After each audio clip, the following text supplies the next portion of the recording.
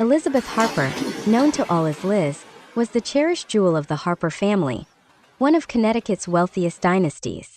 Her father, Richard Harper, chaired Harper Realty, a real estate empire boasting gleaming Manhattan skyscrapers, luxurious Hamptons resorts, and countless properties across America. Liz grew up in a world of velvet luxury, lavish galas under glittering chandeliers, bespoke haute couture gowns, and European vacations aboard the family's private jet. Yet Liz was no pampered heiress. Sharp and intelligent, she graduated with honors in finance from Yale, burning with ambition to prove she was more than her father's daughter. James Carter, in stark contrast, was born into a working-class family in suburban New Jersey. His parents toiled in factories, scraping by on meager wages. James was their sole beacon of hope, a boy with bright eyes and steely resolve.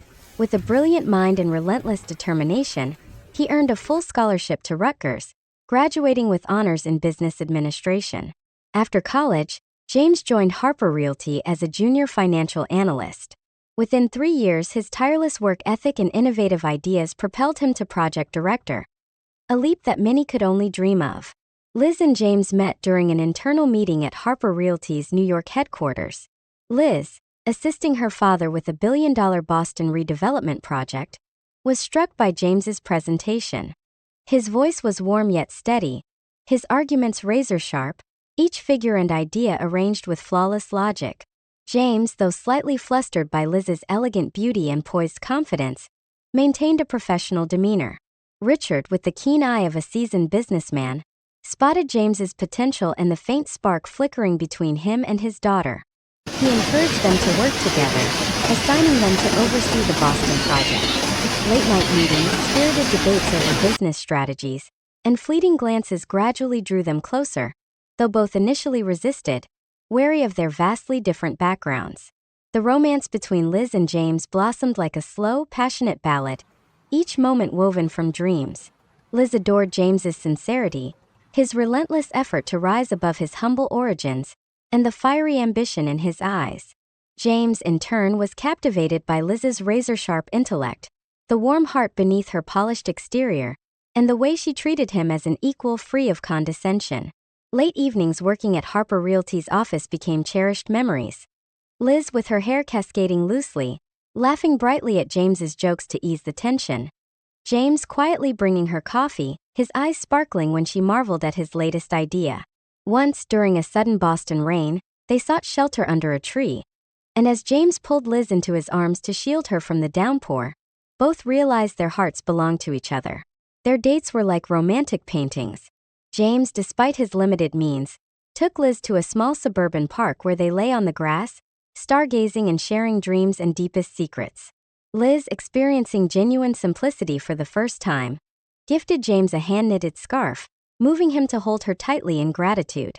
After 2 years of love, James proposed on a yacht off Long Island, as the sunset painted the sea gold. Under twinkling lights he knelt, his hands trembling as he held a modest engagement ring bought with a year's savings. "Liz, I can't give you the world, but I promise to spend my life loving and protecting you," he said, voice choked with emotion. Liz, tears streaming down her face, threw her arms around him and whispered, "Yes," to the gentle rhythm of the waves. Richard, though initially concerned about their class divide, was won over by their genuine love. He saw in James a man who would cherish his daughter. Their wedding, held at the Harper family's Greenwich estate, was a spectacle dubbed the wedding of the decade by the press. Hundreds of New York's elite gathered under crystal chandeliers and cascades of white roses, adorning the sprawling gardens. Liz was radiant in a Vera Wang gown, like a vision from a fairy tale, her eyes sparkling as she gazed at James. He, unaccustomed to such opulence, exuded quiet elegance in a custom tuxedo, his heart racing as he held her hand. Beneath twinkling candles they exchanged vows, promising to be together forever, to the tender strains of a violin and eyes brimming with love. Everything changed when Liz became pregnant with twins, a boy and a girl, named Olivia and Ethan. This immense joy ushered in new challenges. Liz scaled back her work, dedicating herself to her health and preparing for motherhood. She traded high-stakes meetings for days spent reading parenting books, choosing nursery furniture, and dreaming of holding her babies. James, meanwhile, became increasingly consumed by Harper Realty's major projects. He was often away on business trips, sometimes gone for a week, leaving Liz alone in their vast penthouse. Though she missed him, Liz understood, believing James was building a career to prove he wasn't merely living off his wife's family. She reassured herself that this was temporary, and they'd soon return to their blissful days. But on a frigid evening 7 months into her pregnancy, a text from an unknown number shattered everything. It was a photo of James embracing a woman in a luxurious Chicago restaurant, accompanied by the words, "You should know the truth." Liz froze, her heart constricting. She called James immediately, but he didn't answer. That night she sat on the sofa, cradling her belly, tears falling silently. She thought of their happy years, their candlelit wedding vows, and wondered if it had all been a lie. The pain was a sharp knife, slicing deep into her heart.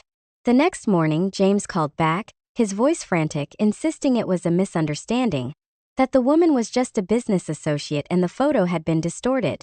Liz wanted to believe him, but her instincts screamed otherwise. She hired a private investigator, and within days the harsh truth came to light. James was having an affair with Emily, a young lawyer at a partner firm. Their relationship had been going on for 6 months, conveniently aligned with his suspiciously frequent business trips. Liz felt her world collapse, but she knew she had to be strong, not just for herself, but for the 2 children soon to be born. Liz, with her fierce resolve, couldn't stay calm. She confronted James the moment he returned, in the cold expanse of their penthouse living room. The argument was explosive, with accusations as sharp as blades and tears that couldn't be held back. James admitted everything, falling to his knees to beg forgiveness, swearing it was a momentary lapse and that he loved Liz above all. But Liz, consumed by pain and rage, ordered him out. She locked the door, collapsed into herself, and wept, yet within her, a fire of determination began to burn. Liz called her father, and Richard, though deeply disappointed in James, urged her to stay calm for her health and the twins' sake. He flew to Boston the next day, sitting with Liz in the penthouse, listening as she poured out her heart. He held her, saying that no matter what happened, she was his pride. Those words gave Liz the strength to rise. She considered divorce, but each time she felt Olivia and Ethan move inside her, she vowed, "I live for my children, not just for myself." Liz resolved that her pain wouldn't define her. She met James at a small cafe, where dim lighting hit her red-rimmed eyes. In a voice cold as ice, she laid out a deal. She wouldn't divorce him, wouldn't expose his affair, and would continue supporting his career. In return, James had to work twice as hard, funneling most of his income to her and the children. If he refused, she'd ensure he lost everything: his reputation, career, and any chance to be near their kids. James, with no options, bowed his head and agreed. He knew his career depended on the Harpers, and losing Liz meant losing it all. After giving birth to Olivia and Ethan, Liz emerged as a devoted mother and a sharper, more formidable woman. She delegated much of her investment funds management to her team, focusing on raising her twins and building a separate financial plan to ensure she and her children would never depend on anyone. Liz founded Bright Horizons, a charity dedicated to supporting struggling women and children, from single mothers battling to raise their kids to young girls escaping domestic abuse. The organization swiftly became a beacon in philanthropy, not only for its noble mission but for Liz's exceptional leadership. She didn't just donate money. She met with the families they helped, listened to their stories, and found ways to transform their lives. Liz established the Bright Horizons Ladies Circle, a group of powerful, intelligent Boston women. Among them were Charlotte Wentworth, an art patron with impeccable taste, Sophia Nguyen, a renowned surgeon with a compassionate heart, and Amelia Brooks, a women's rights lawyer with unshakable resolve. They gathered monthly at Liz's penthouse, on the top floor overlooking the Charles River, sipping fine wine and discussing charity projects. But the circle was more than a philanthropic hub. It was a safe space where these women shared intimate secrets, from high-profile divorces to financial scandals among Boston's elite. One evening, as they planned a women's support center in Boston's poorest neighborhood, Charlotte shared her husband's latest scandal: a banking tycoon caught with a mistress in Miami. The story sparked lively debate, with Sophia sighing and Amelia joking. She was ready to draft Charlotte's divorce papers. Liz, usually reserved, couldn't help but share a glimpse of her past. Without naming James, she said, "I once thought I had everything, until I learned the person I trusted most was a liar. But I turned that pain into strength, and now I live for something greater." The women fell silent, admiring Liz's resilience, and their bond deepened, with Liz as their unspoken leader. Bright Horizons became a powerhouse. They built schools, opened vocational training centers, and provided legal aid for abused women. Liz graced the pages of Boston Globe and Vogue, hailed as the woman changing the game. Yet, the handwritten thank you letters from mothers her charity helped, calling her a silent hero, were her greatest reward. Liz used James's earnings to invest, buy real estate, set up college funds for Olivia and Ethan, and expand Bright Horizons. To the world, Liz and James remained a happy couple, appearing together at events with perfect smiles. But only Liz knew the truth. James was now merely an employee, a highly efficient money-making machine, working to atone in silence. 15 years later, with Olivia and Ethan now teenagers, a new drama shook James's life. Emily, now a prominent Chicago lawyer, appeared at a Boston real estate conference where James was the keynote speaker. In a moment of vulnerability, she approached him at the hotel bar, reminiscing about their past and suggesting they reconnect. James, furious and panicked, rejected her outright, saying he'd cut all contact long ago and wanted only to focus on his family. But a former colleague, envious of James's rise, snapped a photo of their conversation and sent it to a tabloid. Within hours, the headline "Harper Realty CEO Rekindles Old Flame" spread across the internet, fueled by vicious comments from those ignorant of the truth. Liz stumbled upon the article while having breakfast with Olivia and Ethan. Olivia, with a 15-year-old's curiosity, asked, "Mom, did Dad do something wrong again? I saw people saying he's bad." Ethan, quieter, just looked at his mother, his eyes full of doubt.